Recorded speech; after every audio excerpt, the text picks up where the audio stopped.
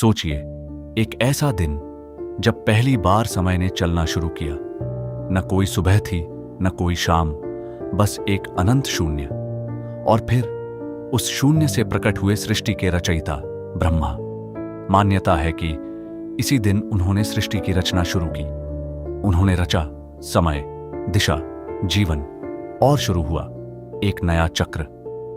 चैत्र मास की शुक्ल प्रतिपदा, यही दिन माना जाता है हिंदू नववर्ष का पहला दिन। लेकिन यह कहानी यहीं खत्म नहीं होती, क्योंकि कई परंपराओं में इसी दिन को शक्ति के जागरण का भी आरंभ माना जाता है।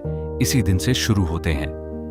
चैत्र नवरात्रि के 9 दिन घर घर में घट स्थापना होती है और मां के पहले स्वरूप शैलपुत्री की पूजा, मतलब जिस दिन सृष्टि की शुरुआत मानी जाती है, उसी दिन देवी शक्ति का आगमन भी होता है।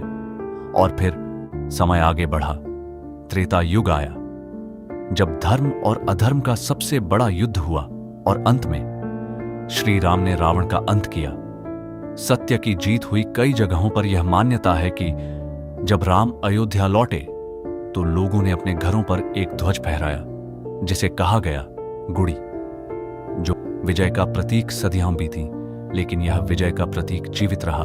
महाराष्ट्र में इसे मराठा गौरव और स्वाभिमान से भी जोड़ा जाता है। विशेष रूप से छत्रपति शिवाजी महाराज के समय के विजय ध्वज की परंपरा से गुड़ी बन गई विजय और आत्मसम्मान का प्रतीक। लेकिन क्या यह सिर्फ एक झंडा है या इसके पीछे छिपा है जीवन का कोई गहरा संदेश? इस गुड़ी के हर हिस्से में एक अर्थ है। ऊपर रखा कलश समृद्धि, रेशमी कपड़ा विजय, नीम के पत्ते कड़वाहट और गुड़ मिठास। जैसे जीवन जहां सुख और दुख दोनों साथ चलते हैं और हमें दोनों को स्वीकार करना होता है। आयुर्वेद के अनुसार भी इस दिन नीम और गुड़ खाना शरीर को मौसम बदलने के लिए तैयार करता है। और यही संदेश सिर्फ महाराष्ट्र तक सीमित नहीं, पूरे भारत में इसे अलग अलग रूपों में मनाया जाता है। दक्षिण भारत में इसे उगाड़ी कहा जाता है।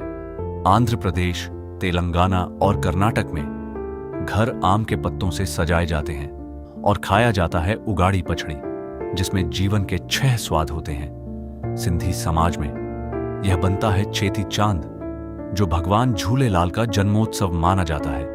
नदियों के किनारे पूजा और भव्य शोभा यात्राएं। कश्मीर में इसे कहते हैं नवरेह, जहां सुबह एक थाली सजाई जाती है जिसमें चावल, दही, सिक्के, किताब और आईना होता है, ताकि साल की शुरुआत समृद्धि और आत्मचिंतन से हो। और उत्तर भारत में यही दिन बन जाता है। चैत्र नवरात्रि का आरंभ नाम अलग हो सकते हैं, पर भावना एक ही है, नई शुरुआत।